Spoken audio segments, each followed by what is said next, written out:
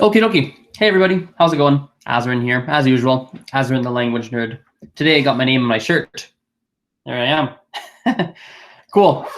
So this is our weekly how to teach foreign languages session. So most of you watch it recorded, and then we have a couple of people live as usual. So if you haven't joined this before, it's pretty straightforward. Every week I have a different topic that I cover when it comes to teaching foreign languages, and then I talk about it, and I give you guys different pieces of advice, show you different activities, and basically give you a little bit of a behind the scenes as to how I personally teach, and then of course how other teachers at the Calgary Language Nerds teach as well. So the first thing we're gonna do two things today. The first thing is I want to answer a question. Someone sent in a question that they wanted to have answered. So I'm going to read that here. Let me open it. And then the second thing we're going to do, is I'm going to show you an activity that I like to use when it comes to teaching. Okay. So here's the question. The question, by the way, I just saw someone hop in the live one. So hello, just so you know, this part's recording. So please keep your camera and microphone off for this part. Thank you. So the first thing we're going to talk about is this question here. So the question is as follows.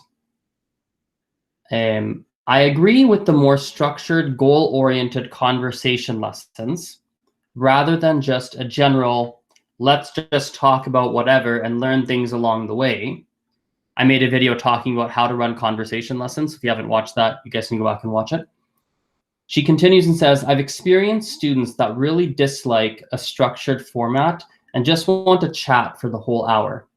When I prepare material, videos, topics, or exercises to base the lesson around, they are disinterested and they say that they'd prefer to go without it. How do you make them happy with a casual lesson while also making sure they're actually learning and making progress when they're not setting specific goals?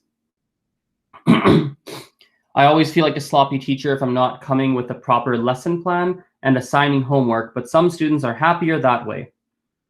And so she wants to know my thoughts. So first of all, I think there's nothing wrong with like a casual class where you just chat. I don't think it's necessarily bad. If that's what someone wants and they paid you for it, I mean, and it's a private class or even a small group class, I mean, what can you do, right? They paid and that's what they want, and they clearly are finding some value in it. And so that's cool. Nothing wrong with that at all, I don't think. I don't think there's any problem with that. Not at all.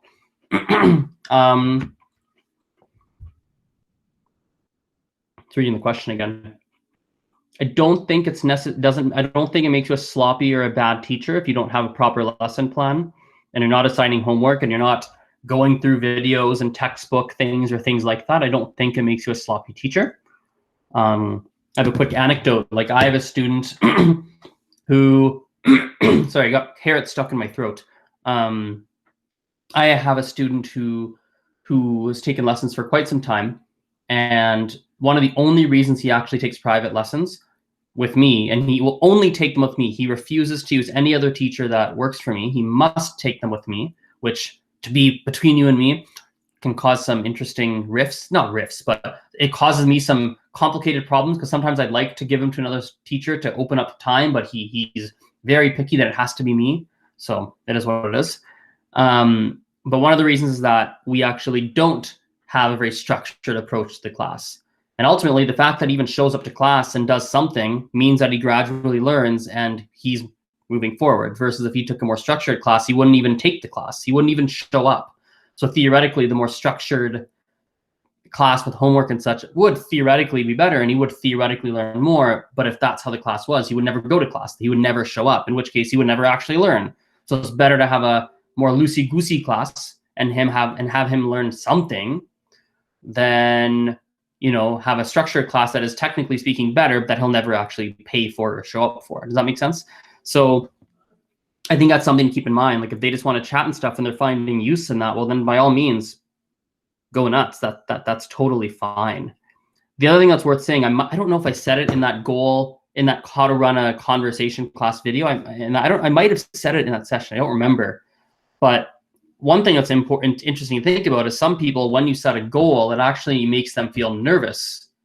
It makes them feel nervous because they're like, oh, I've got this goal to work towards. What if I fail? Oh my goodness, that's so stressful. So, you know what I mean? Like sometimes it might not be the best thing for them to know what the goal is. Instead, you know, having them know what you're working on, that's good. They know what topics you're going to cover. They know kind of what you're working towards, but they don't know by what deadlines they're going to learn stuff. They don't know, you haven't presented it as a goal, like this is our goal and this is what we're trying to accomplish. Like you haven't presented it in that way to hopefully make them feel less nervous. So I think that's something that's important to think about too. So hopefully, let me make sure I answered that question properly. I think I did. How do you make them happy with the casual lesson while also making sure they're learning and making progress? Yeah. So I mean, I think you're making progress because you're still making them practice, or you're still talking, you're still trying to communicate, you're still listening to stuff. Like they're still using the language, and they will ultimately progress to some level, right? To some level, they will progress, you know? So yeah, hopefully that answers that. Hopefully that answers that question. And let's dive into what I want to talk about today. The main thing I want to talk about today, which is a useful kind of, for those who teach, it's a useful activity you can use in classes. I see that we have, we're going to see when they jump in here. We have someone who just joined the live session.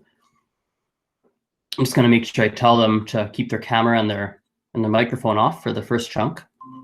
There we go. So Ming, I see you just joined. Please keep your camera and microphone off for the first chunk. I'm going to mute you here. There we go.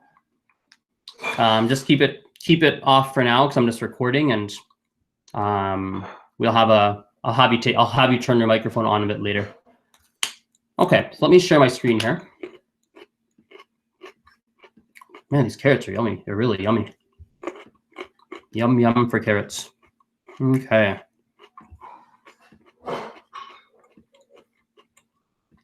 Okay.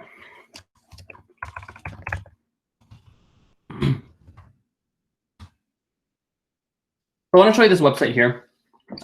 You don't have to use this website. I'm just using it because this is an online session. It's the easiest way to show it. And it is a pretty useful website for teaching languages. So when you're teaching languages, it's in group settings or private, it can go either way. A big thing I love to do is play any turn-based game. So any card game, for example, card games are all turn-based for the most part. Board games are turn-based, right? And playing some kind of game. It doesn't have to be a language game, just any game. And you can actually incorporate turn-based games to teach or practice almost any concept in a foreign language. So this website is playingcards.io. It's really great for online lessons. If you're teaching in person, you just bring a game with you. You don't need a website like this. This website has a whole bunch of different games. I don't actually know how to play all of them. This one's called 500. There's backgammon, chess, checkers, crazy eights, cribbage, euchre, escoba, duo fish, hearts, matchup. Like there's lots and lots of different games here. You can even make like a custom room. Let's just click. I'll just click on crazy eights just to get a little room here. So you send this link to the student, and then they are able to join join this game. So when I click enter, in fact, what I might even do is I'm actually going to join on my phone so I can kind of show you what the interface looks like and how this website works. So the website is playingcards.io/SV8569. There we go. So this is what it looks like on my end. I just joined on my phone as well. So you can actually you see that little like blue thing or green little cursor moving around?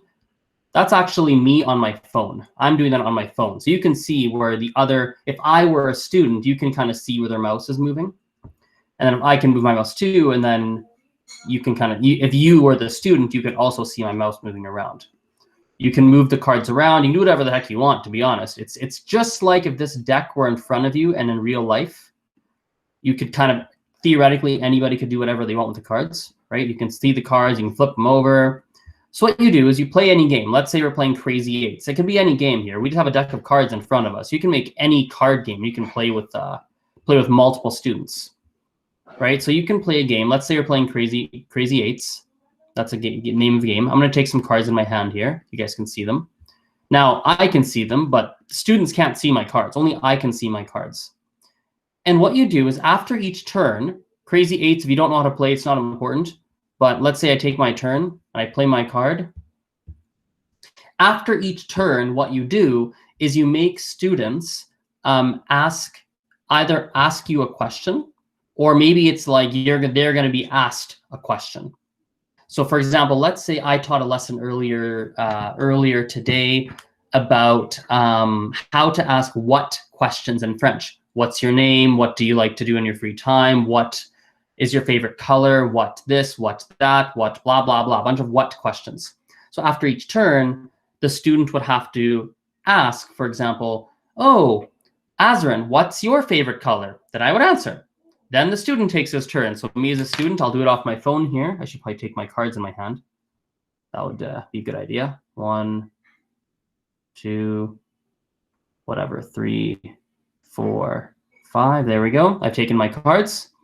I'm going to we're playing Crazy 8, so I got to play the same suit. There we go. I put my card. Now I get to ask the next question. What do you like to do in your free time? And me as a teacher says, oh, I like to blah, blah, blah, blah, blah, blah, blah. You can do this with any turn-based game. It does not need to be cards. It can be anything, any turn-based game. And you can do it on any topic. Let's say you're practicing numbers. Heck, with numbers, cards are really great because then all you do is you make them play the card and they have to say the number on the card. Cinco, right? Whatever the next card is. Seis, whatever the next card is. Dos, 2, right? Tres, 3, right? Maybe we get a jack and jack is 11. Once, right? That's a very simple way you could even do it. You can play any game like that and you can make them say the numbers on the cards. We could even switch the game up. What if we don't like cards? What if we want to play a different game? What if we want to play checkers? Well, let's play checkers. Same concept, right? You enter your room. Here we go. I play my piece. And now I have to say something. I have to ask something. I have to say, maybe we learned colors in a class. Well, after each turn, I have to say a color. I say red. Next person goes. They say blue. Well, then it's my turn. And I say black. Take their piece in black. You're playing a game, but you're just kind of speaking a little bit in the target language at the same time. And again, I stress, you can do this with any turn-based game. If it's an online class, this is a great website you can use, which has lots of games on it. Playingcards.io. Often, if you Google around a bit, you can find other games too. So, for example, you might play like, I don't know. There's another one called, where did I find Connect 4 on, maybe it was on this site actually. Was it on this site? No, what site was it on? I was playing, someone just sent me a site that where it's like Connect 4. What if I just search it? Will I just find it? Will it remember that I went to it? Oh, here we go. Papergames.io. This is another one. Yeah, this is the one. So papergames.io is another one that has lots of games like this. You know, Battleship, Tic-Tac-Toe, Connect 4, Gomoku. Gomoku is super fun, by the way. Super strategic, but I love this game. Oh my goodness. Are those the only games they have? Might be the only 4 games. Might only be 4, but still, Tic-Tac-Toe, Battleship. These are pretty good games. Nothing wrong with these either, right? You can play these too. So there's 2 online sites you can use. You could even do this differently. You could even do it with like the certain apps. If it's an adult, a kids class might be harder, but with adults, you can do a similar thing. You have everyone download an app where you can play a game together during the class. And same thing, after someone takes their turn, they have to say something. And whatever they're saying is based on stuff you've been learning in the class. So very simple thing to do, but it works really well for kids, adults, groups, private classes, online, in person, beginners, intermediate, advanced. Now, I will say it's probably best for beginners because maybe not actually, maybe not. might have to adapt it a bit more for an intermediate or advanced speaker. You might have to make it more complex, but I don't see why you can't do that. So yeah, let me close this here. All right, so we'll wrap up the recorded portion of this. So people that are going to watch this on YouTube, thank you for watching. You're always welcome to join us live, same time every week, Tuesdays, 8:30 p.m. Mountain Standard Time. So that's the time we use in Calgary. I'll put a link in the description as always, and you're more than welcome to join us live. If not, I will see you next time. Bye-bye, YouTube.